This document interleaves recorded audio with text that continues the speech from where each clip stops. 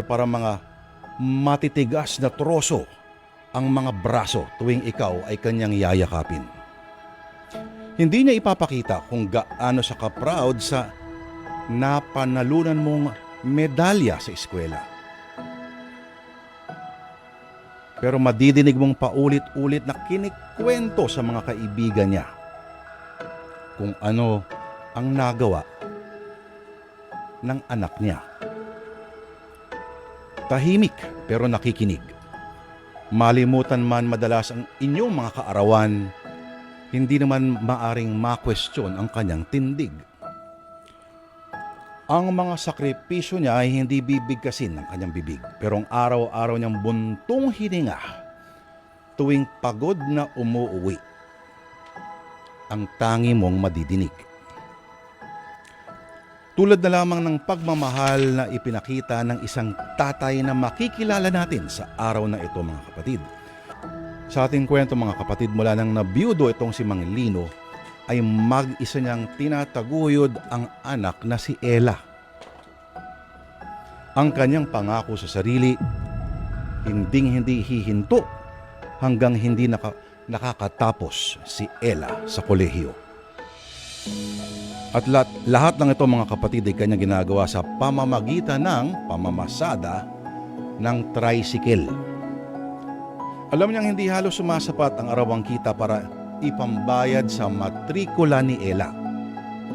Kaya gaya ng madiskarte mga ama, siya ay may mga ginagawa na paraan para makadalihin siya. Pero bagay na ito, gaya ng marami pang iba, mga kapatid, ay hindi niya binabanggit kay Ella.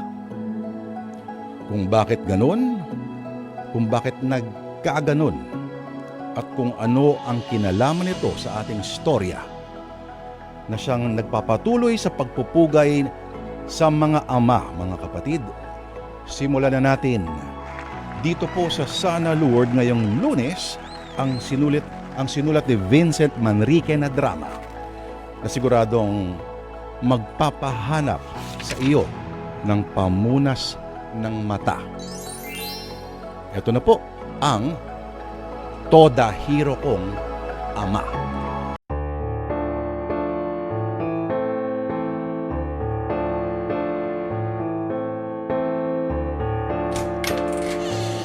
Tay, nandiyan ka na pala.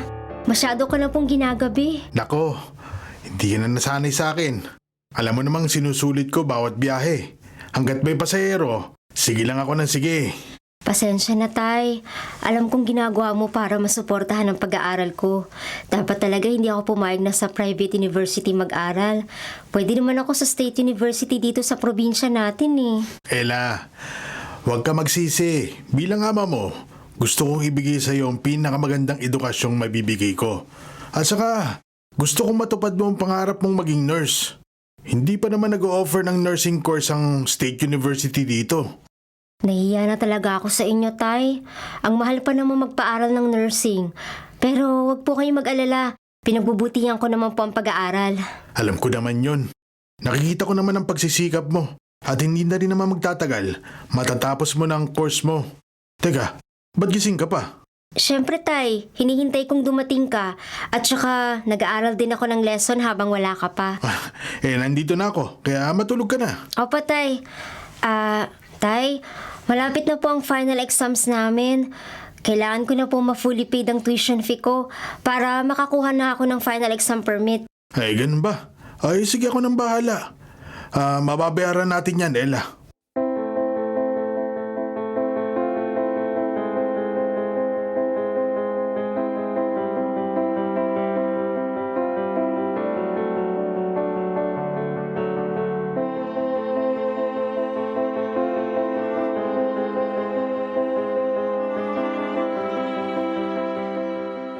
Isang kaya ako makakadilahin siya ng pera para maibayad ko sa tuition fee ni Ella. Kailangan makaisip na ako ngayon para wala nang aalalahanin ng anak ko. Ay, teka, si Cardo. Tama, si Cardo. Baka pwede akong umutang sa kanya kahit patubuan. Matawagan niya. Sana gising pa siya.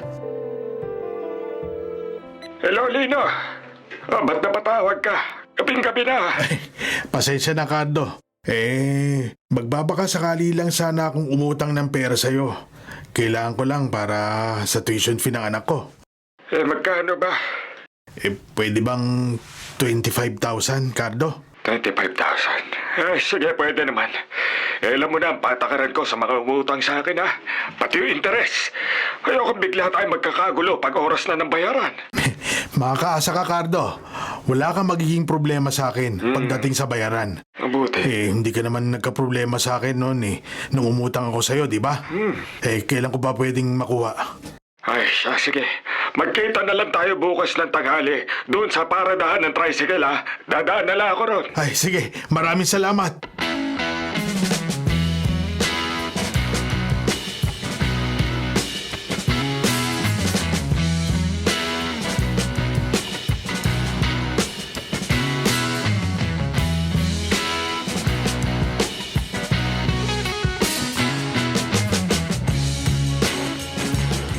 Ang hirap talagang magpa-exam ni Ma'am Alva. Ikaw, Ella, nahirapan ka rin ba? Sakto lang, Jessa. Nag-review kasi ako kagabi. Swerte lumabas sa exam yung ibang inaral ko. Ako hindi. Hindi ako nakapag-review kasi gabi na ako nakauwi. Gumala kasi kami ng mga friends ko. Sayang. Kung nag-review ka lang sana, di hindi ka nahirapan sa exam. Naku, huwag na nga nating problemahin ang exam na yan. Hindi naman ako babagsak sa subject na yun. If ever, kakausapin ko na lang si Ma'am Alva. O kaya, ipapakiusap ko siya sa daddy ko. Jessa! Daddy, anong ginagawa mo rito sa school? Hindi ko alam na ikaw ang sakay ng coaching yan bago kasi bumili ka na naman ng car. Para sa'yo to. Regalo ko sa'yo dahil masipag ka mag-aaral. Ang swerte naman ni Jessa. Estudyante pa lang may kotse na. Ako kaya, kailan magkakaroon ng sariling kotse? Mukhang malabong mangyari. Si tatay nga nagtsatsaga sa luma at karag-karag na tricycle. Halika na. Ihatid na kita sa bahay. Salamat, Daddy, pero paano yan? Hindi naman ako marunong mag-drive. Problema ba yon? Di mag-enroll ka sa driving school para makakuha ka ng lisensya. Halika na para makauwi na tayo. Ella, mauna na kami ng daddy ko, ha? Kita na lang tayo bukas sa school. Pero, hindi pa tapos ang klase natin. Hanggang alas 3 pa tayo, di ba? Ipapa-excuse ko na lang si Jessa sa mga prof nyo. Tatawagan ko na lang ang dean. Sabi ko sa'yo eh. Oh, sakay na, Jessa. Bye, Ella! See you tomorrow! Bye, Jessa.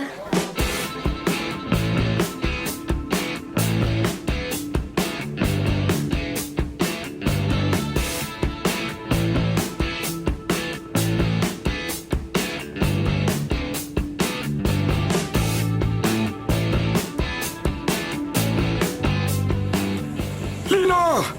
Ay, mabuti at naabutan kita rito. Ayan, gaya na napag-usapan natin kagabi. Dala ko na ang perang hinihiram mo. Ay, salamat, Cardo. Ay, hindi ako kontento sa salamat lang. Hindi yan bigay sa'yo, ha. Utang yan na dapat mong bayaran. Alam ko naman, nagpapasalamat lang ako kasi pumayag ang pautangin ako ulit. Ay, nako, basta matinong magbayad, wala namang problema. Yung tubo, huwag mong kalilimutan, ha. Doon lang ako kumikita sa interes, maipinapautang ko. Oo, Cardo. Pipilitin kong hindi masira sa pinag-usapan natin. Oh, siya, sige. Babalikan na lang kita para Manila. Salamat.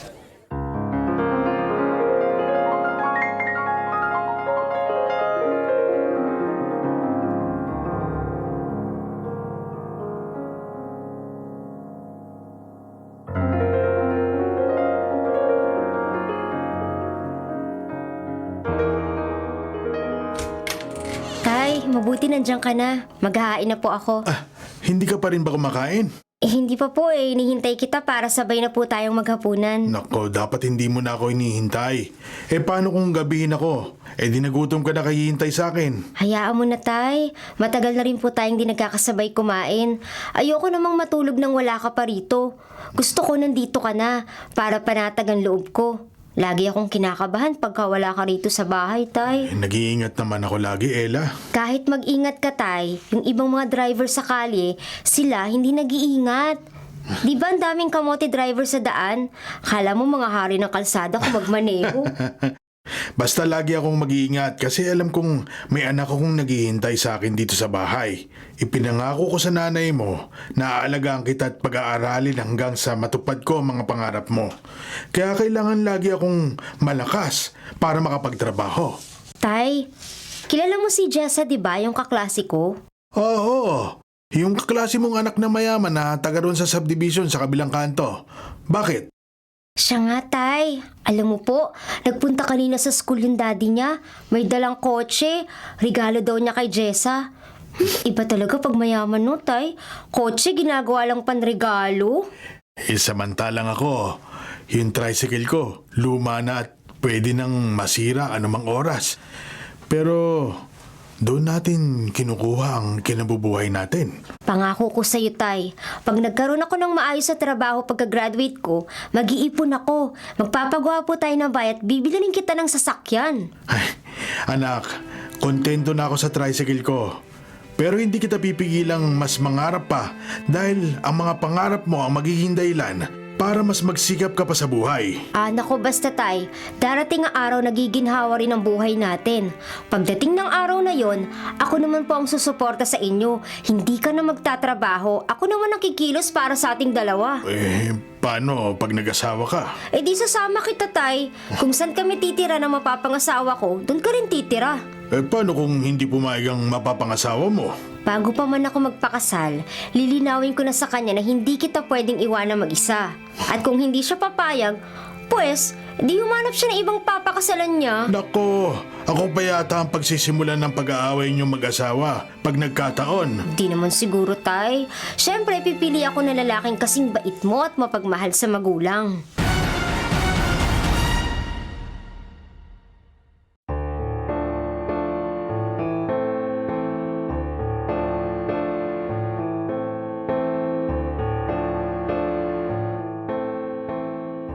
Ella? Ella, gising ka na ba? Ella? Ay, Tay, sorry po. Hindi agad ako nagising. Okay lang. Sabado naman ngayon. Wala kang pasok sa eskwela, di ba? Opo. Bakit po kayo kumatok? Aalis na kasi ako para mamasada. Nakalimutan kong ibigay sa'yo yung pambayad ng tuition fee mo. Iaabot ko lang sa'yo. Eto, kunin mo na at ikaw nang magtago. Meron na agad? Inipon niyo po ba to o... Huwag mo nang problemahin yun. Basta, magbayad ka na sa eskwelahan para wala ka nang iisiping bayarin. Para focus ka lang sa pag-aaral. Hindi niya dapat malaman na inutang ko lang na may malaking interes ang perang yon. Salamat po, Tay, ha. Ibabayad ko na po ito agad sa Lunes. O sige na, matulog ka na ulit kung inaantok ka pa. May almusal na sa mesa sa kusina. Sinangag at pritong itlog. Mamaya na lang po ako kakain. Matutulog po muna ako ng saglit pa. Sige. Aalis na ako. Ingat po.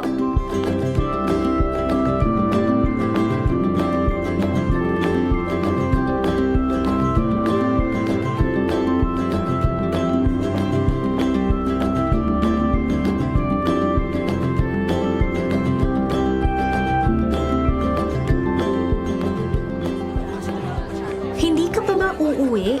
Magbabayad lang muna ako saglit ng tuition fee, tapos uuwi na rin ako. Sayang, yayayain sana kitang gumala muna eh. Nandiyan na kasi yung driver ko. Dala yung car na binigay sa akin ni Daddy. Next time na lang siguro, kapag ikaw na ang magmamaneho. Naku, matatagalan pa yun. Hindi pa nga ako nakakapag-driving lessons eh. Ang bait ng daddy mo, no? Imagine, kotse ang regalo sa'yo. Wala pang okasyon yun, ha? Ano bang trabaho ng daddy mo? Businessman siya. Maraming negosyo ang daddy ko. Iba-iba kaya lagi siyang busy at walang oras para sa akin. Kaya binabawi niya lang sa kung ano-anong mga regalo. Ang mami mo nasan? Busy din siya. May sarili din siyang mga business. Sana lahat may kakayahang magtayo ng business. Bakit? Gusto mo bang magnegosyo? Kung may puhunan lang ba kami, baka yung tatay ko naging operator na lang ng mga tricycle imbes na maging driver. Magkakaroon ka rin ng business in the future. Kaya mo yun. Sana. Pero okay lang naman kung hindi. Basta ang goal ko, makapagtapos ng pag-aaral, makapagtrabaho at suportahan ng tatay ko. Nako, Nandyan na ang driver ko. O siya, mauna na ako sa'yo ah. Magbayad ka na ng tuition fee para makauwi ka na rin. Sige, ingat ka.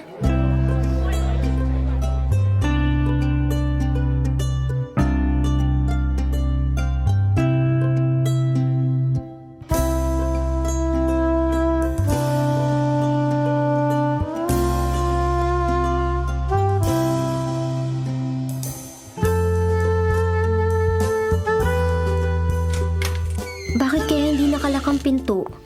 Nandito na kaya si tatay? Tay? Tatay? Nandito ka na po ba? Natingnan nga sa kwarto, baka nandun siya. Tatay? Ella, nandito ako sa loob. Tay? Ano nangyari sa'yo? Ba't po ang aga niyong umuwi at nakahiga ka dyan? Medyo masama ang pakiramdam ko. Nahilo ko sa paradahan kanina. Naku tay, ang init ng noo mo. Ang taas po ng lagnat mo. Dadaling kita sa ospital. Ako, wag na. Ibili mo na lang ako ng gamot doon sa butika. Lagnat lang to, hindi naman malala. Hindi na po. May gamot ako dito.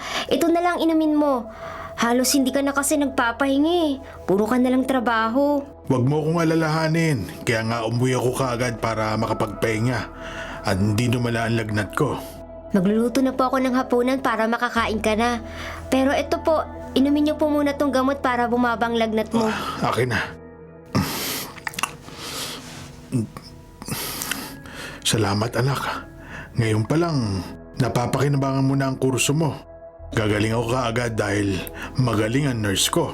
Tatay naman eh, kahit hindi nurse, alam kung paano alagaan ang tatay na may lagnat.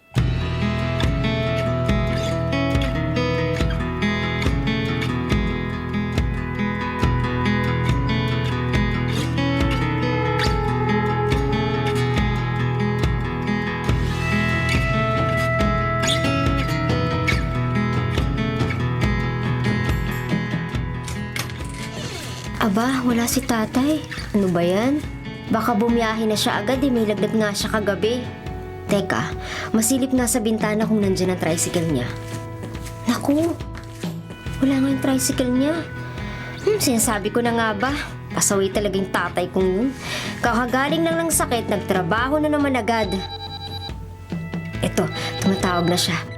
Hello? Tay? Nasaan ka? Bumiyahin na ako anak. Kailangan mabawi kung hindi ko kinita kahapon dahil napaaga ko ng uwi. Bakit ka po bumiyahe agad? Nilalagnat ka kagabi ah. Okay lang ako anak. Maayos na ang pakiramdam ko. Sigurado po ba kayo? Oo, sabing okay na ako. Mag-ayos ka na at baka malate ka sa school. Sa ospital po ako pupunta ngayon. May ilang oras pa akong kailangang kumpletuhin para sa internship program ko eh. O basta, mag-iingat ka ha. Mahal na mahal kita anak. Ikaw lang ang kayamanan ko sa buong buhay ko. Mahal din kita, Tay. Kaya ingatan mo lagi ang kalusugan mo, ha?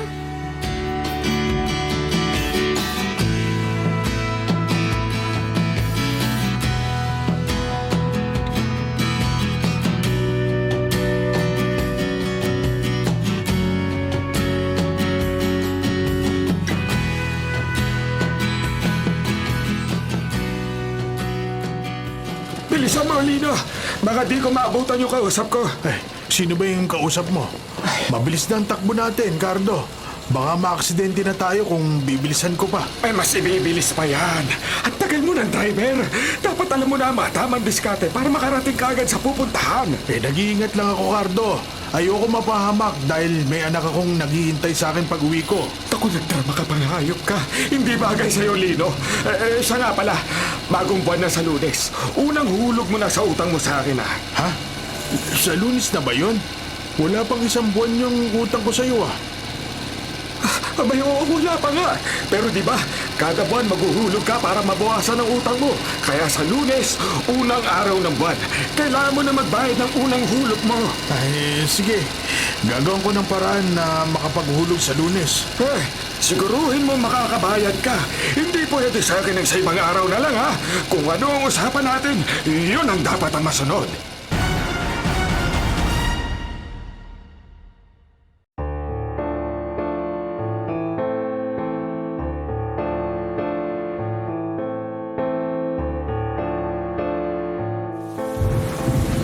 Ay, kung kailan pa uwi na, saka pa naman bumuhos tong napakalakas na ulan. Pero okay na rin na ngayon lang umulan kahit papano may kinita na ako. Kailangan ko pa naman ng perang panghulog bukas sa utang ko kay Ricardo. Ay, mukhang hindi ka agad titigil ang malakas na buhos ng ulan ha. Hoy! Magpapakamatay ka ba? Ay, hindi naman niya ako narinig kahit nagsisigaw pa ako rito. Dami talagang kabote driver. Walang pakundangan sa pagmamaneho. Hindi inisip na pwede sila mapahamak o makapahamak ng ibang tao. Ha? Ano yun? Yung coaching kasalubong ko. Pag-iwang-giwang. Ha? Mababangga niya ako! Mababangga ako!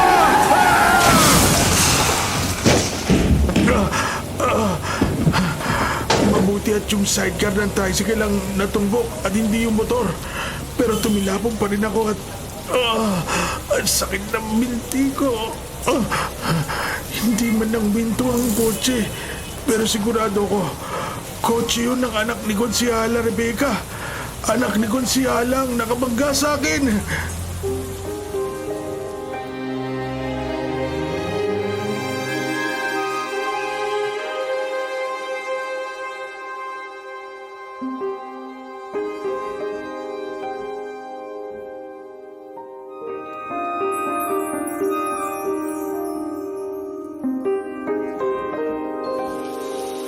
Nasaan na kaya si tatay?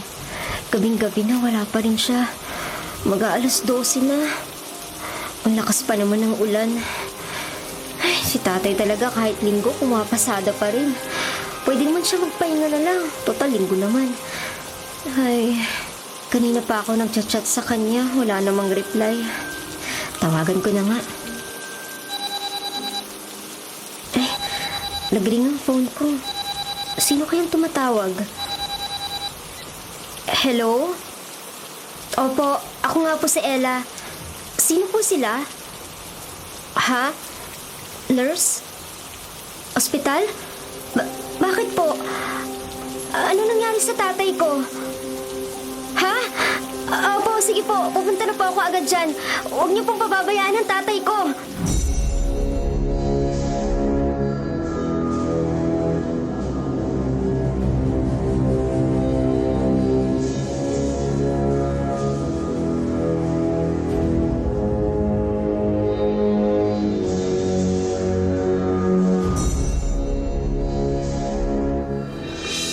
Tay, kumusta po ang pakiramdam mo?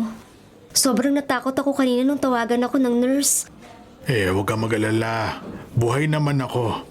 Nabalian lang ako ng buto sa binti pero nasimentohan na ang binti ko bago ka pa nila tawagan. Ayoko kasing mag-alala ka kaya eto, pagdating mo, okay na ako. Mabuti na lang at hindi ka napuruhan, Tay. Sino ba kasing nakabangga ng tricycle mo? Kailangan sagutin man lang nilang bayarin dito sa ospital. Isa yun sa mga kotse ni Konsyala Rebecca. Anak niya ang nagmamaneho. Hindi ako maaaring magkamali. Yung sidecar ang sinalpok niya. Pero tumilapon ako sa lakas ng pagkakabangga. At hindi maganda ang pagbagsak ko dahil binti ko naman ang napinsala. Kung ganon, pupunta ako sa opisina ni Konsihala. Kailangan malaman niya na may naaksidente ang anak niya. Anak, ako na lang ang pupunta kapag medyo maayos ng lagay ng binti ko. Ayokong ma-stress ka pa dahil dito. Hindi, Tay. Matatagalan pa bago ka makalakad. Baka nga sabihin pa ng doktor, magpa-therapy ka. Pag ganun, mas matatagalan bago bumalik sa normal ang paglalakad mo. Ay, ganun ba? Opo, Tay.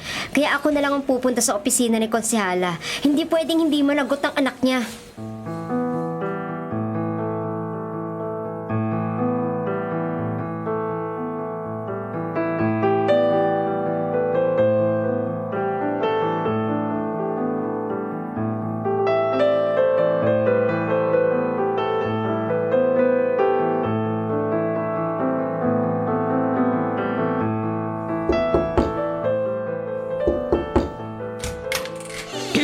Good morning po, Konsihala. Good morning, Iha. May kailangan ka ba sa akin? Gusto ko lang pong sabihin na may nabagan tricycle kagabi ang anak nyo habang minamaneho niyang isa sa mga kotse nyo. Tatay ko po ang driver ng tricycle at nasa ospital pa siya ngayon. Mahirap lang po kami. Gusto ko po sanang sagutin niyo kahit ang hospital bills man lang. Baka nagkakamali ka, Iha. Nasa bahay lang ang anak ko kahapon. Sabay pa nga kami naghapunan at maagang natulog dahil napakalakas ng ulan. Bakit hindi niyo po tanungin ang anak niyo? Sinabi ko na nga sa'yo, nasa bahay lang siya kahapon. Sino ba ang nagsabi sa'yo na anak ko ang nakabangga sa tatay mo? Ang tatay ko po mismo. Nakita niya ang anak mo na minamalayo ang kotseng bumangga sa tricycle niya. May pruweba ba ang tatay mo? Hindi ba sapat na ebidensya yung nakita niya mismo ang anak mo? Kung aabot tayo sa korte, it's your father's word against my son's word. Sa tingin mo, sino kaya ang paniniwalaan ng husgado? Pasensya ka na. Pero hindi ko maaaring basta tanggapin ang ibinibintang niyo sa anak ko. Kung wala ka nang sasabihin, please excuse me. May trabaho pa ako. Hindi pwedeng basta takasan ng anak mo ang kasalanan niya, konsihala. Huwag kang maingay dito sa opisina ko, Iha. Huwag kang mag-eskandalo rito. Bumalik ka na sa tatay mo at bantayan mo na lang siya sa ospital.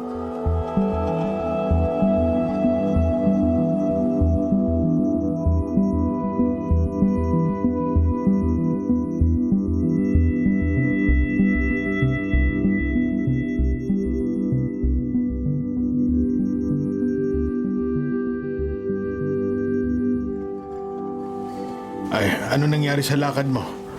Nakausap mo ba si Konsihala Rebecca? Nakausap ko po siya, Tay. Pero pinipilit niyang kasama niya sa bahay kahapon ng anak niya. Itinatanggi niyang ang kotseng minamaneho ng anak niyang nakabangga sa tricycle mo. Dapat talaga hindi ka na pumunta ron, anak. Ayan tuloy, na-stress ka pa. Tay, walang problema kahit ma-stress ako. Ang gusto ko, panindigan naman nila ang naging kasalanan nila sa'yo. Kita mo yan? Imbis na wala tayong problema, nagkaroon pa tayo bigla ng malaking bayarin.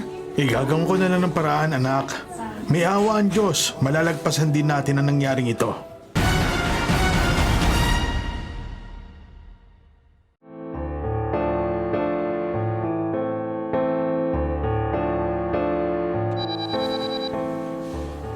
Tumatawag si Jessa. Bakit kaya? Hello? O Jessa, napatawag ka. Uy, El! Ba't di ka pumapasok? Ilang araw ka na ring absent ah. Nasa ospital kasi si tatay. Kailangan kong bantayan. Ha? Bakit? Ano nangyari sa tatay mo? Naaksidente siya. Nabangga ang kotse ng tricycle na minamaneho niya. Ha? Eh, kamusta naman siya?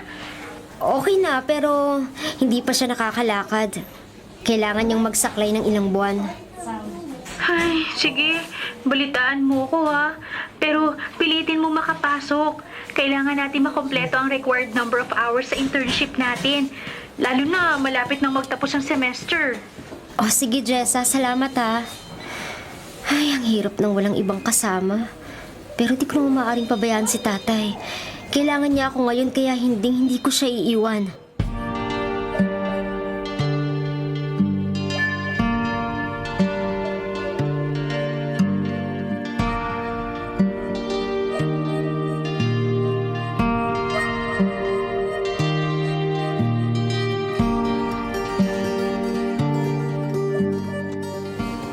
Cardo, pasensya ka na kung hindi pa ako nakakapaghulog sa utang ko. Naaksidente kasi ako kaya nandito pa ako ngayon sa ospital. Nabalitaan ko nga. Pero ang usapan na yung usapan, Lido. Hindi pwede hindi ka magbayad. Cardo, uunahin ko muna sana tong bayarin ko sa ospital. Isusunod ko yung utang ko sa'yo. Baka pwedeng sa susunod na buwan na lang ako maghulog para sa 2 buwang hulog ang ibibigay ko sa'yo. Lino, buisit sa negosyo ang mga ganyan.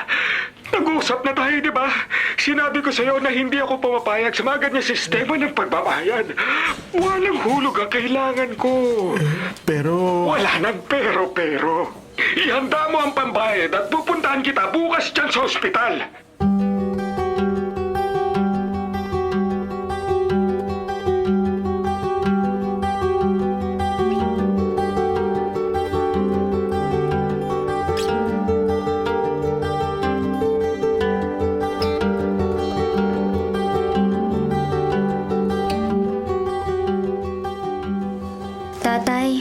Nakausap ko ang doktor mo kanina. Sabi niya pwede ka na raw lumabas bukas at sa bahay na lang magpagaling.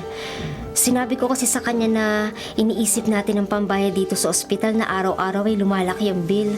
Nahihiya ako sa iyo. Imbis na ako ang naghahanap ng pera para sa ating dalawa, ikaw pang namomroblema ngayon. May pera ako rito. Nagpadala rin ng tulong ang mga kasamaan ko sa TODA. Nagbigay din ng tulong ang mga kaklase ko, pati ang daddy ni Jessa. Sana sapat na ang hawak nating pera para mabayaran ng bill sa ospital. Magpahinga ka na anak. Huwag mo nang isipin ang mga problema. Magtiwala tayo na malalampasan din natin lahat ng ito. Opo, Tay. Lahat naman ng problema may solusyon.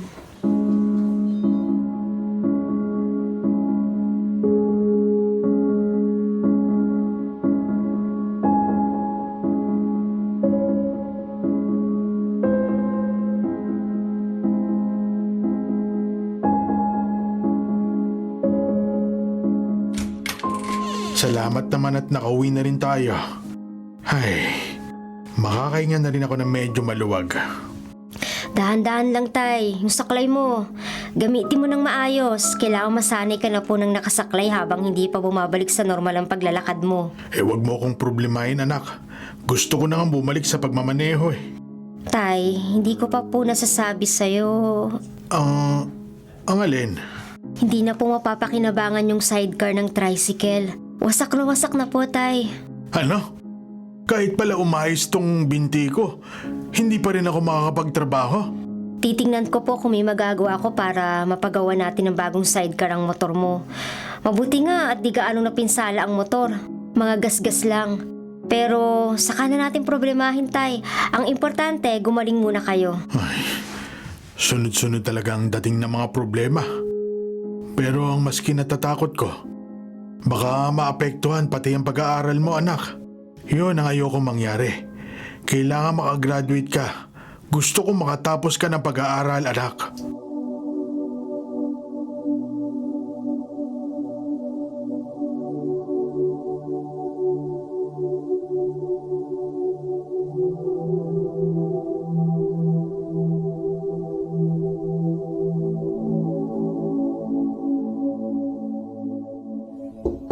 Ako na ang magbubukas ng pinto, anak. Dahan-dahan lang sa paglalakad, Tay. May inaasahan ka bang bisita? Wala naman po. Cardo, ikaw pala. Sino pa bang inaasahan mo, Lino? Pinagtataguan mo ba ako? Siyempre, hindi. Bakit naman kita pagtataguan? Sabi ko sa'yo, dadaan ako sa ospital eh. Pero wala ka na doon. Lalabas ka na pala, hindi mo sinabi sa akin. Teka, sino po ba kayo? Ano po bang kailangan niyo sa tatay ko? Ba't hindi mo tanungin ng tatay mo kung ano ang kailangan ko sa kanya? Tay? Anak, pumasok ka muna sa kwarto mo. May pag-uusapan lang kami. Ayaw mo bang malaman ng anak mo, Lino? Na may utang ka malaking halaga sa akin at kailangan mo na magbayad ngayon. Tay, totoo po bang sinasabi niya? Hindi mo ba ipinapaalam sa anak mo na umabot ka na sa pangungutang para lang masustentohan ang pag-aaral niya? Bakit ba kasi pinipilit mo pag-aralin sa private school? Meron naman libre sa pampubliko eskwelahan. Anak, pumasok ka muna sa kwarto. Hindi na kailangan. Ibigay mo ang bayad mo sa utang at aalis na ako agad. Pero Cardo, wala pa akong pera ngayon. Idinagdag ko kasi sa pambayad sa ospital. Yung dapat na pambayad ko sa'yo. Hindi pwedeng wala, Lino! Huwag mong sigawan ng tatay ko! Hindi lang sigaw aabutin ng tatay mo kapag hindi siya nagbayad. Lino, kung mahal mo pa ang buhay mo, gawan mo ng paraan na makabayad sa akin. Agad-agad!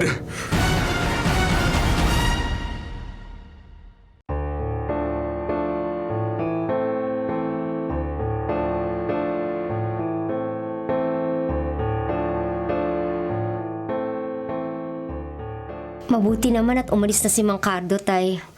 Aba, mukhang papatay ng tao dahil hindi siya nakasingil sa pautang niya. Pasensya ka na, anak. Kung hindi ko sinabi sa'yo na galing sa utang ang mga ginagastos natin sa pag-aaral mo. Babayaran ko naman yun eh. Kung hindi ako na-aksidente, makakabayad naman ako sa kanya sa araw na napagkasunduan namin.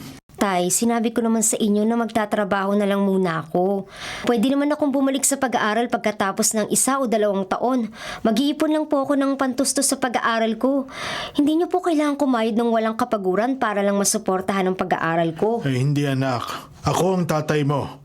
Responsibilidad ko na pag-aralin ka. Mag-aaral ka hanggang makapagtapos ka, anak. Paano po ngayon? Siguradong ilang buwan kang nakasaklay. Hindi ka makapagtrabaho. Tay, kailangan kumilos ako para ako naman ang sumuporta sa'yo.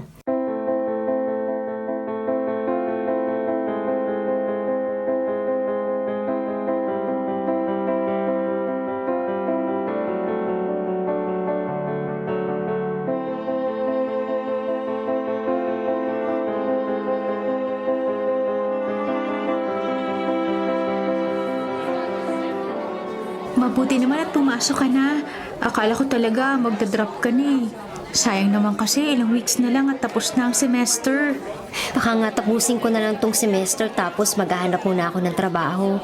Hindi kasi makakapagtrabaho ang tatay ko ng ilang buwan din siguro. Hindi pa magaling ang binti niya. Nakasaklay pa siya. Ang daming problema. Parang gusto ko nang sumuko. Sira, ngayon ka pa susuko. Isang semester na lang, gagraduate ka na. Ang daddy mo yata yung sakay ng humintong kotse oh. Yeah, daddy ko nga. Chessa! Ako na sumundo sa'yo. May inutos kasi ako sa driver mo. No problem, daddy. By the way, si Ella po pala, dad. Nakilala mo na siya dati, di ba? Oo, natatandaan ko siya. Siya rin yung na-aksidente ang tatay niya, right? Oo, dad. Oo, kung may opportunity ako ibibigay sa kanya, tatanggapin kaya niya? Ella, willing ka bang subukan ng opportunity na ibibigay sa'yo ng daddy ko? Ano pong opportunity yon? Okay lang ba sumama ka sa amin ni Jessa? Pag-usapan natin dun sa bahay namin. Halika na! Para solve na ang problems mo!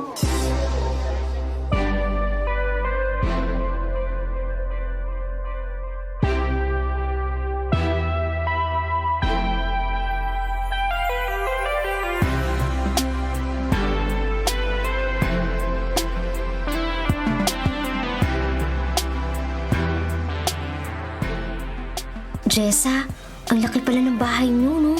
Nakakalula sa laki. OA ka naman sa nakakalula. Maupo ka muna dyan. Hintayin lang natin si daddy, ah. Ayan na pala siya eh. Ella! Ito, basahin mo. Ano po yan, sir? Kontrata yan. Nakalagay dyan na ako na ang bahala sa lahat ng school expenses mo mula ngayon hanggang makagraduate ka. Kung may utang pa kayo na ginamit sa previous semesters, sasagutin ko na rin. Wala ka nang poproblemahin pa. Ano pong kapalit, sir? Madali lang. Magtatrabaho ka sa kumpanya ko sa loob ng 10 taon. Ha? Tanggapin mo na, Ella. Para masiguro nang makakatapos ka ng pag-aaral nang wala nang pinoproblema pa.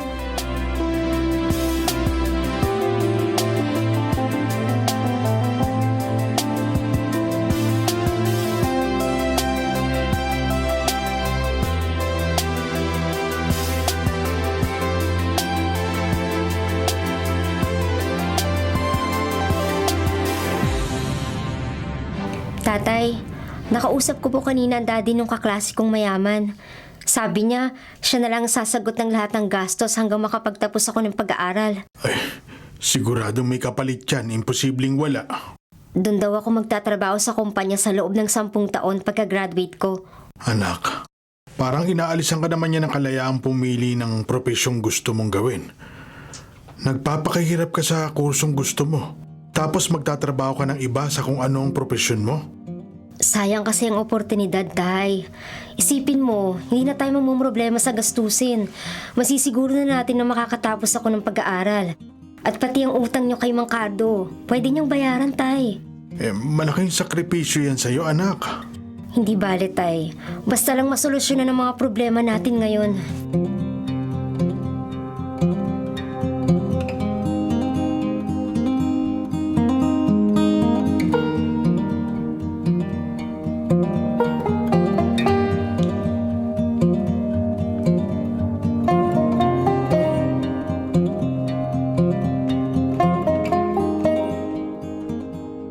Siguro naman. May pambayad ka na ngayon. Napapagod na ako ng pabalik-balik dito sa bahay mo. Akin na nga ang pera. Hindi pwede hindi ka magbigay ng hulog sa utang mo. Pasalamat ka nga at hindi pa rin kita sinisingil ng buo, ha? Cardo, Oh. unawain mo naman ang sitwasyon ko ngayon. Ay, naku naman. Hindi pa ako makapagtrabaho. Hayaan mo at maghahanap ako ng mauutangan para makabayad ako sa'yo. Payagan mo lang akong hindi mo na magbayad ngayon. Ay, sumusobra ka na! Nung umutang ka sa akin, hindi ka naman nagdalawang salita. Bakit kayo naniningil na ako? Ang hirap mong singilin! Nakikiusap lang naman ako, Cardo. Humihingi ng palugit. Gipit na gipit lang talaga ako ngayon. Gipit na gipit! Dahil sa ginagawa mo, ako ngayon na nagigipit! Pinagbantaan na ako ni Manuel na kapag hindi pa kita nasigil, ako na malalagot sa kanya. Ako! Kaya kailangan magbayad ka, Lino. Magbabayad ka ngayon sa ayaw at sa gusto mo pagkatapos kitang bigyan ng suntok! Cardo, maawa ka sa akin. Kalalabas ko lang ng ospital. Hindi ba magaling ang binti ko? Maawa ka. Binti pala! Ito! Tatapakan ko ang binti mong pilay! Tama na! Tama na, Cardo! Tama na! Tay! Ano ba, Mang Cardo? Ano bang ginagawa niyo sa tatay ko? Isa ka ba ambisyosa ka, ha? Aral-aral sa private school! Wala namang pera! Wala akong pakialam! Hindi mo na problema yon! Aba, anong hindi problema? Dahil sa inyo ng ama mo, pati ako na mo ang problema kay Manuel ngayon! Sinong Manuel? Si Manuel, na ama na kaklase mong si Jessa. Si Manuel, na gumagamit sa akin para malubog sa utang ang mga tao dito sa bayan natin. Para makontrol niya lahat ng tao rito sa buong komunidad. Para lang mapasunod niya sa lahat ng gusto niya mangyari. Ano? Akala mo ba babayin talaga si Manuel? Oportunista siya. Kaya nga siya lalong yumayaman eh. Dahil sinasamantala niya ang paghihirap ng iba.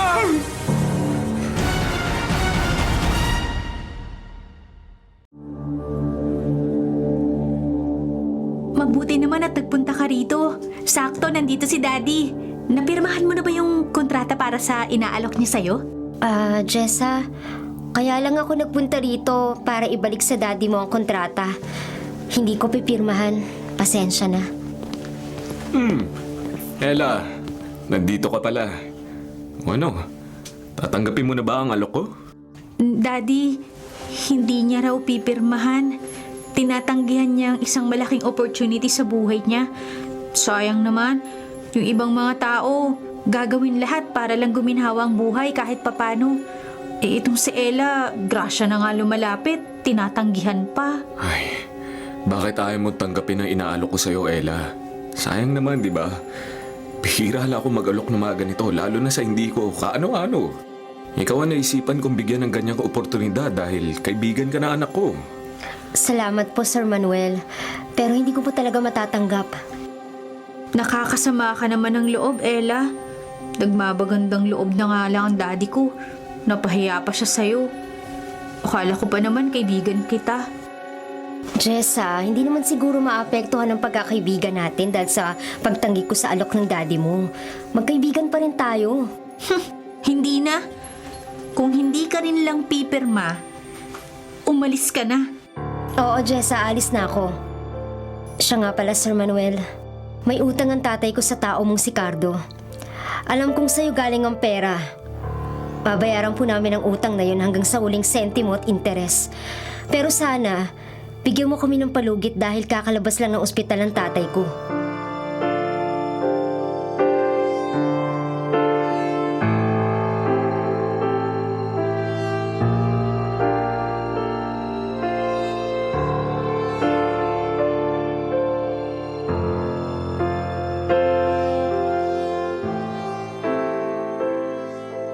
Anong nangyari sa pagbunta mo sa bahay ng kaklase mo? Ay, ewan ko ba, Tay? Pati yata si Jessa nagalit sa akin dahil hindi ko pinirmahan ang kontrata na alok ng daddy niya. Pero okay lang. Kung ganyan simula pa lang, madali na silang magalit kahit hindi pa nila ako hawak. Paano pa kung nakatali na ako sa kontrata nila? Baka maging iba na ang trato nila sa akin. Hayaan mo, anak. Kapag magaling na ako, hahanap agad ako ng trabaho para makapag-aral ka ulit. Sa ngayon, pasensya ka na muna, ha? Hindi ko pa talaga kaya magtrabaho eh. Okay lang yun, Tay. Ako na muna magtatrabaho para sa ating dalawa. Pero bago ko simulan ng paghahanap ng trabaho bukas, maipopost lang muna ako sa social media. Hindi ako papayag na matakasan ng anak ni Konsihala ang ginawa niya sa'yo, Tay. Pati si Konsihala madadamay. Anong gagawin mo, anak? Baka mapahamak ka dyan. Hindi po, Tay. Akong bahala. Ipapaalam ko lang naman sa lahat ang ginawa nilang kasalanan sa'yo.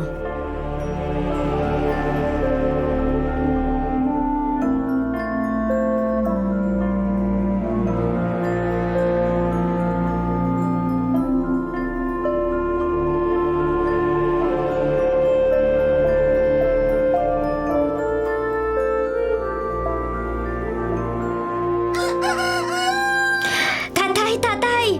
May papakita ako sa'yo. Ano ba yon? At parang hindi ka mapakali dyan. Anong nangyari? Yung pinost ko sa social media kagabi nag-viral. Trending sa social media ang post ko tungkol sa aksidente mo na tinakasan ang anak ni Konsihala Rebecca. Binabas ngayon ng netizen si Konsihala pati ang anak niya. Nako, baka gantihan ka ni Konsihala, anak. Baka kung anong gawin nila sa'yo. Hindi nila ako magagawa ng masama. Pag may nangyari sa akin o sa'yo, sila lang ang paghihinalaan ng mga tao, Tay. May mga kumukontak sa akin. Magbibigay daw sila ng tulong sa atin. Marami sila nagchat-chat sa akin para magpaabot ng tulong. Hindi ko inaasahan to pero masayang masaya ako.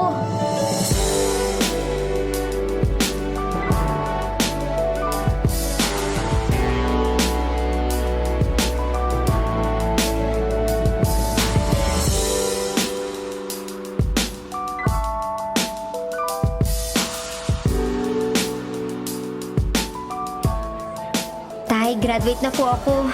Sa wakas matutupad ko na rin ang mga pangarap ko para sa atin. Hindi naging madali ang mga pinagdaanan natin bago ako nakarating sa dulo.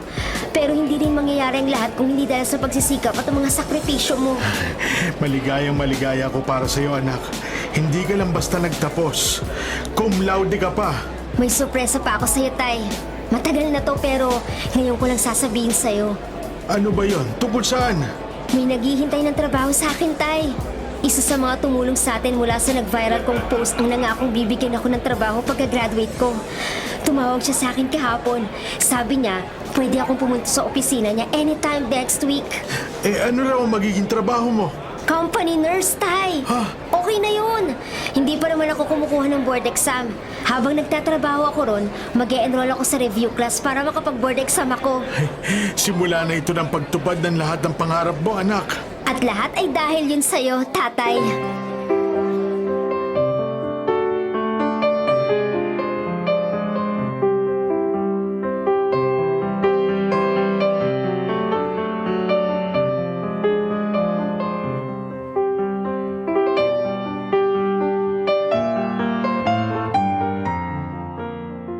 Bago ako matulog, congratulations ulit, anak.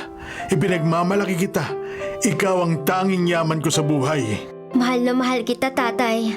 Sa likod ng tagumpay kong ito, ikaw ang pakpak na tumulong sa akin upang hindi ako bumagsak. Ikaw rin ang kamay na umalalay para hindi ako mabuwal. Para sa iyo ang tagumpay kong ito.